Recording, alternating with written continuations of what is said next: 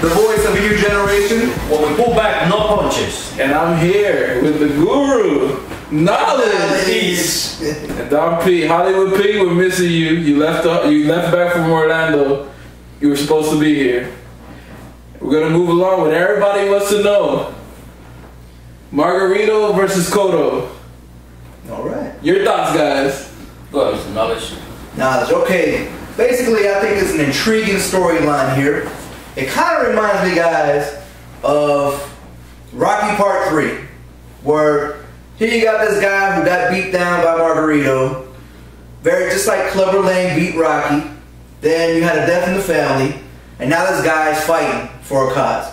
But more so a person, which I think is very dangerous, is you're not fighting for a cause, you're fighting for somebody. And that'll take you to the next level. I think somebody fighting for somebody makes you a very dangerous opponent out there. And I think Cotto's very dangerous at this point because he's going to fight for something, he's going to something and push him to go further than he's ever been pushed before.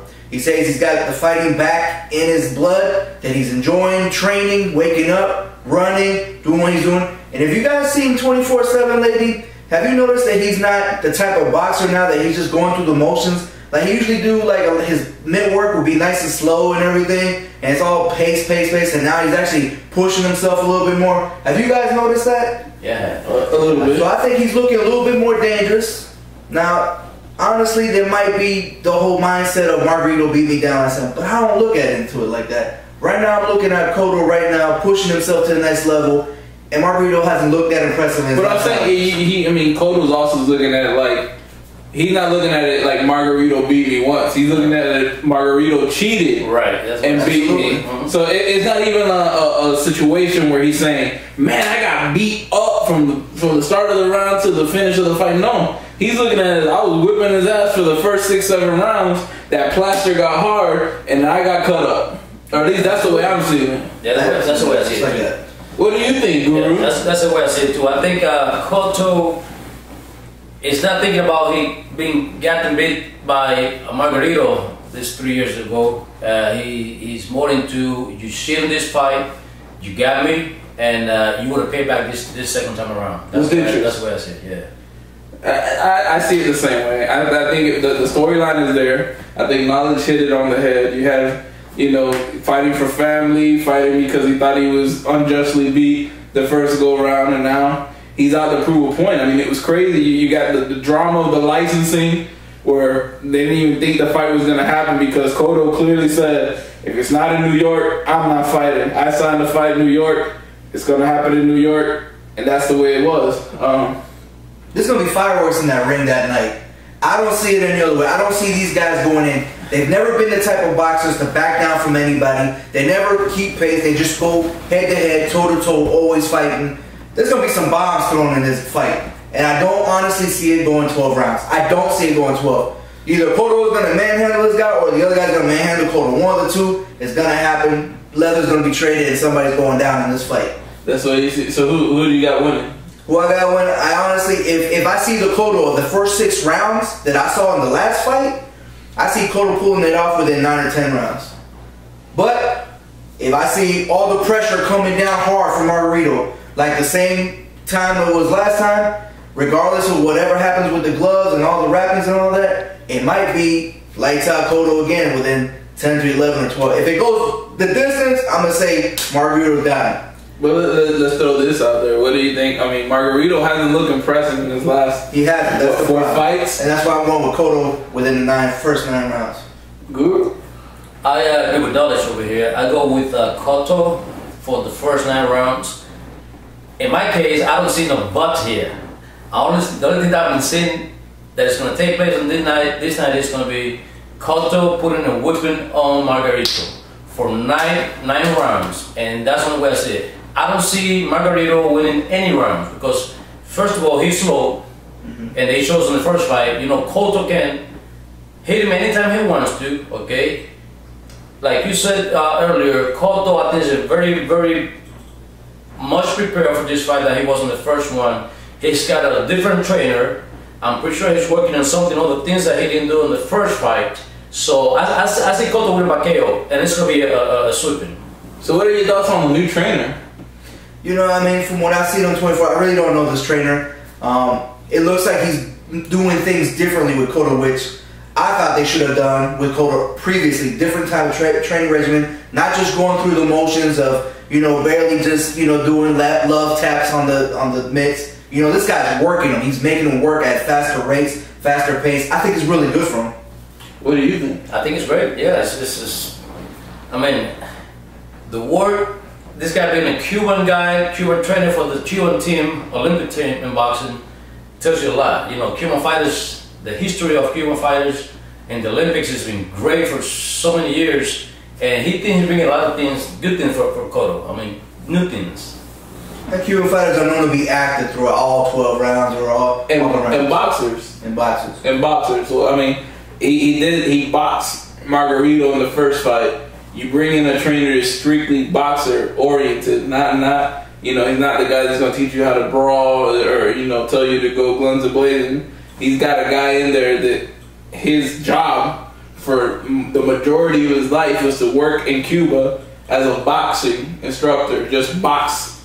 But let's look at this too, guys. I don't want to say it's gonna be clean sweep because let's say Margarito, what's he fighting for? He's fighting to redeem himself that he's never cheated at all. But then that's what he's fighting. Yeah, but then at the same time, Cotto's thinking, man, this guy tried to kill me. Tried to kill me in the ring. If someone's trying to kill me, and I find out that they were cheating and they could have killed me in the ring, I'm coming in the second fight with vengeance. I'm coming to kill. Yeah. And I ain't got no loaded nothing. I'm coming in to kill somebody.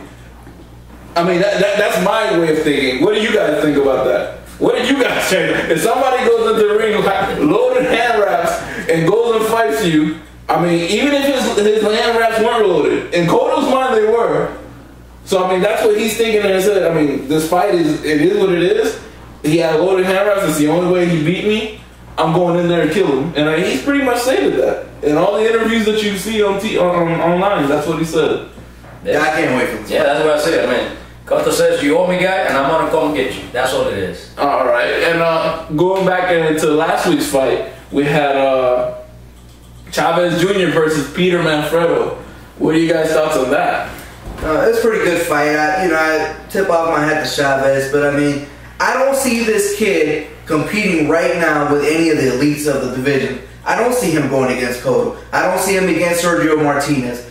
Hell no. These guys, they're veterans of the game, and they will give him more than he could handle. Right now, you're coming up with Peter Manfredo, who hasn't really been in the ring that long. He looked out of shape in the fight, and he was still giving him Chavez his spurts. I was just like, I'm not impressed at all. I don't care what Roy Jones and the announcers, they were like, oh, this kid's got it, this kid's got it. No, I don't think he's got it. And we've said that all along. We don't think this kid, who's never fought any amateur fights, that type of, they're bringing him up slow, but to me, it's just he's not ready. He's not there yet. And what makes it even more frustrating is the fact that he's a champion. Yeah, he is a champion, and that is frustrating. Now, I would like to see Saul Alvarez and him get it on just for giggles. And you know what? What do you think, Guru? The way I saw, first of all, I think that the fight was stopped premature. Mm-hmm. I think Manfredo, he was hurt. Well, he was not that hurt. He was covering himself. Mm-hmm. He wasn't getting hit at the time. He was just covering himself. In fact, in the very last round that they had, and I think it was the 5th round, I saw Manfredo getting closer to Chavez. He's coming into Chavez more often. Mm-hmm. And I think that it was to a point where Manfredo was going to start to taking it from that point on, but he didn't have a chance because the referee just got in there and started the fight so fast. He should have gotten, another round, I think, another chance to... A fair shake. Because... I agree. The way I saw it, I thought Chavez boxed a lot better than he had in any one of his other fights, considering the circumstances. I still think against top 10 people in that weight division, he's not winning. Arthur Abrams is set to come back to 160 now that the 168 tournament is done. And if he does that, I see him ruling that division. And if Chavez wants some, he's going to get served on a platter. Martinez would serve him. Cotto would serve him. Just Kirkland at 154. He'll come up. Angulo will come up from 154 and serve him. I don't know about Angulo, but I know Kirkland will eat him up for lunch. I mean, the big names he's not ready for. Yeah, and that's for sure. To have him as a champ at that weight class is a joke. It is. Absolutely, I agree. Correct. I think so. Moving along, we got tomorrow night's fight. We've got Kermit Cintron, your homeboy, versus Saul Alvarez. What are you guys' thoughts on that? Well, you know what? I think I like Cintron. The only thing I don't like about Cintron is his heart. When he gets in deep water, he don't know how to swim out of it, and that's one thing I don't like about Cintron. If Canelo Alvarez thinks he's going to go for a nice trip in the park, he needs to think it over again. Because even though Cintron is been having some rough time lately, he has a heck of a good chance to win this fight too. Okay, and one punch can make a difference. And Cintron, he can punch. Absolutely, and I think that Saul Alvarez, he likes to fight. He likes to mix it up with these guys, and he takes shots. And that's the problem with Saul. He's a young kid. He likes to fight, and he's when he gets in there though, with a big banger. And I'm not saying Kermit Cintron is the biggest banger, but he does carry a punch. He might take the wrong shot. Now he took a shot with Jose Cotto, okay, and he was wobbled in that fight. You know, and this was an out of shape Cotto, coming up from like 2 divisions below. And he gave him one shot that almost put him out. You know what I'm saying? He stumbled, he recovered. I like how he's real patient though. The thing about Saul, he's real patient, he's powerful, he's quick. But if he meets the wrong punch, because he likes to mix it up, he might be taken out. And that's the intriguing part of this fight. So I want to see where Saul Alvarez is right now. This is a major step up. And if he can take out Kermit Cintron, he's got a bright future. And if he doesn't, he needs to take it back to the drawing board and know that you just can't slug with any slugger out there. Absolutely. I think this is the fight that showcases Saul. This is the fight that Chavez Jr. needs. That shows where exactly in the game he's at. This is what Saul Alvarez is doing. He's fighting against a former champ at 147 that's been in there with Paul Williams, with Sergio Martinez, with Margarito. He's been in there with these champs, and he's got punch. He's knocked a lot of people out, and this is a make or break fight for Kermit Cintron as well. I mean, if he loses this one, this is another loss for him, and it's going to be time to wrap it up. I mean, people are already starting to talk when he lost on ESPN his last fight. People were saying, "Oh, you know, Kermit is done." Da da da this, da da da. This is a make or break fight for both of them. I mean, it shows where Alvarez is at on his progression, going up to being a superstar, because you know Golden Boy is trying to make him the next Oscar de la Hoya. Yeah. And then you got Kermit Cintron who can make anybody a bad night. I mean, damn, everybody thought he was going to get destroyed by Angulo, and he outboxed Angulo. He looked beautiful in that fight. I mean, he did his thing. Yeah. So, and that's the thing. That's what makes Kermit Cintron such a threat. He can either bang it out with you, or he can outbox you. Well, I think that'll be the key thing right there. I think in order to beat Canelo, the boxing skill is gonna bring a big part of this fight over here. If you see Canelo Alvarez's last fight against Alfonso Lopez, Gomez, right? Alfonso Gomez. To me, he was winning that fight, man. Just in boxing, okay, just boxing him around and everything. He was connecting the cleanest punches and everything until he got caught with that hook, okay. But I think that if Cintron walks around, uses a lot more consistently and move around, backwards, both side to side, he can give some big trouble to Canelo. I Canelo, no. Canelo's always dangerous. Okay, Canelo the kid is good. He's fast. He knows how to combine punches and everything. But the way to beat Canelo is boxing for the first 5-6 rounds, and then if you want to mix it up with him, they go for it.